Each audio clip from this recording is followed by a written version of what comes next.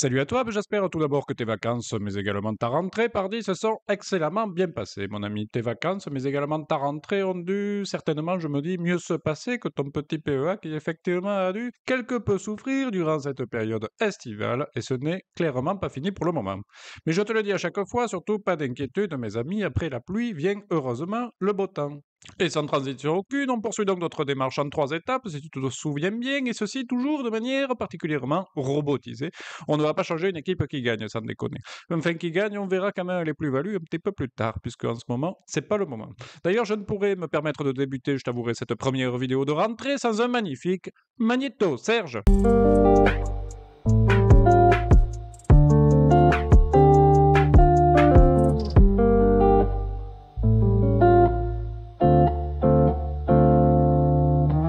Bon, ben ça c'est fait déjà, et comme j'ai envie de dire, eh bien c'est reparti mon kiwi avec l'étape numéro 1, et donc la sélection de l'action qu'on va analyser parmi les plus belles chutes du CAC 40 sur cette dernière année. Je m'aperçois de quoi suite à cette petite extraction? Eh bien tout simplement qu'il nous en resterait plus qu'un petit qui traîne et que nous n'avons bien pas encore analysé. Bref, arrêtons donc ce suspense insoutenable, car je veux naturellement parler bien sûr du petit Airbus. Enfin petit, c'est pas un terme qui lui irait bien, puisque tu le sais, l'Airbus A380 par exemple est loin d'être petit, hein, avec une contenance potentielle, paraît-il, de 850 passagers. Mais mon préféré reste quand même le Belugo XL, un avion cargo très sexy, comme tu peux le voir, hein.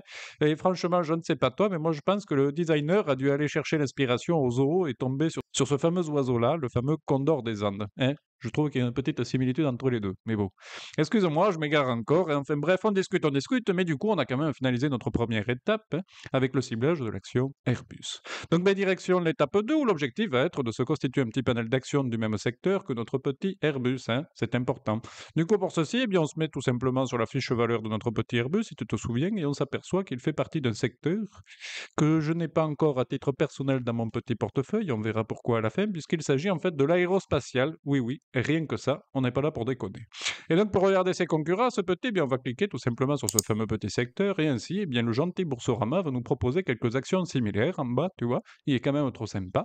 Et ensuite, ben, on ne cible que les actions estampillées SRD, tu sais pourquoi depuis que je te bassine avec, hein. Liquidité et capitalisation, et donc nous nous retrouvons avec 3 belles actions, puisque nous avons donc eh ben, Airbus, bien sûr, Dassault Aviation et Safran également. Rien que ça. Bon, le panel c'est ok, mais quand même, sans aller dans un détail de dingue, autant prendre 5 minutes, je t'avouerai, pour savoir sur quoi on va trader concrètement, pour savoir en gros qu'est-ce qu'il faut un petit peu, ces petits.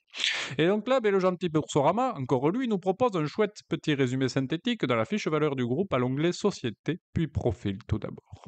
Et pour commencer, bien, je te propose que nous regardions donc l'action Safran. Mais point important, je parlais ici de la société et non pas de l'épice, pour les spécialistes culinaires qui nous écouteraient. Donc si je devais aller à l'essentiel, on peut dire que c'est un groupe donc international quand même, de haute technologie, spécialisé dans les domaines de l'aéronautique, de l'espace et de la défense. C'est d'ailleurs ce que l'on retrouve au niveau de la répartition de son chiffre d'affaires par grande famille, puisqu'en effet, 50% de son chiffre d'affaires se fait sur le système de propulsion aéronautique et spatiale, dont il est d'ailleurs numéro 1 mondial pour les moteurs d'hélicoptères, hein, ça peut servir. 40% pour les équipements aéronautiques, systèmes de défense et aérosystèmes. En gros, il y a des systèmes de freinage, par exemple, des câbles électriques, système oxygène, arrêt d'urgence, système de gestion de l'eau et des déchets, de défense et sécurité, mais également les trains d'atterrissage pour les avions, et ça peut être utile également. Et 10% en intérieur de cabine et les sièges, il faut bien s'asseoir confortablement. Pour la répartition de son chiffre d'affaires par pays, il y a ce petit, bien c'est 34% en gros en Europe, 34% en Amérique du Nord, 13% en Asie, Océanie et 9% en Afrique et Moyen-Orient. Et comme d'habitude, si tu souhaites en découvrir un peu plus sur cette magnifique entreprise, ben Gentil Boursorama t'a mis le lien juste à côté sur la droite, hein. Merci qui? Merci Boursorama. Ensuite, et sans transition aucune, hein, c'est pas mon fort, je te propose donc de regarder notre petit Dassault Aviation qui figure donc parmi les principaux conducteurs aéronautiques mondiaux, avec en gros son chiffre d'affaires qui est réparti pour 62% en avions militaires, dans les avions de combat, par exemple Mirage 2000 et Rafale, et des avions démonstrateurs, comme par exemple Neuron. Et ensuite, 38% se fait sur les avions d'affaires, avec la gamme notamment Falcon. 67,9% du chiffre d'affaires, quant à lui, est réalisé à l'international, mais en tout cas au travers de ce petit résumé, on n'a pas plus d'informations comme tu le vois. Et pour finir, on retrouve donc notre petit Airbus Pardy qui est tout simplement le numéro 1 européen et le numéro 2 mondial de l'industrie aéronautique, spatiale et de la défense. Rien que ça. Son chiffre d'affaires à ce petit se décompose en 72% avec les avions commerciaux. Il est d'ailleurs numéro 1 mondial des avions de plus de 100 sièges avec le fameux A380 qu'on a cité tout à l'heure, Pardy.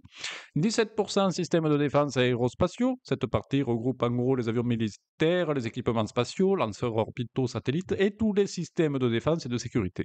Systèmes de missiles, électroniques et télécoms.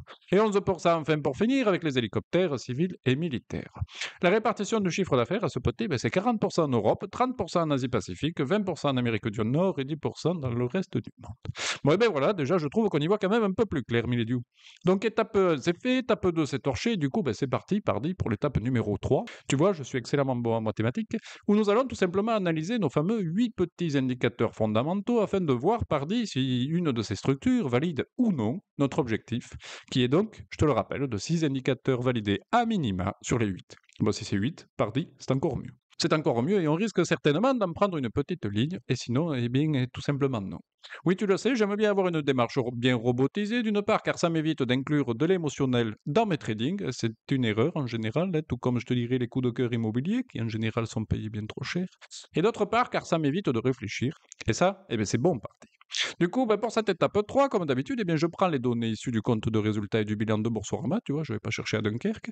Et si jamais tu souhaites voir le détail du process, eh bien, je te mets la vidéo en lien là en haut à droite. Merci d'ailleurs pour ton aide, Pichounette. Donc, attention, roulement de tambour. Et voilà. Tout de même un résultat que l'on pourrait qualifier de plus que dégueulasse, hein, puisque je n'ai absolument aucun doute à avoir de mon côté, puisque tu vois, avec un objectif de 6 indicateurs sur 8, eh bien, on en est quand même relativement éloigné. Donc, eh bien non, je ne m'envolerai pas aujourd'hui, c'est d'ailleurs mieux pour notre petit environnement, et c'est donc avec un peu de tristesse qu'il nous faudra donc continuer à creuser, mes amis, afin de découvrir peut-être une prochaine pépite qui vaudra enfin bien le coup.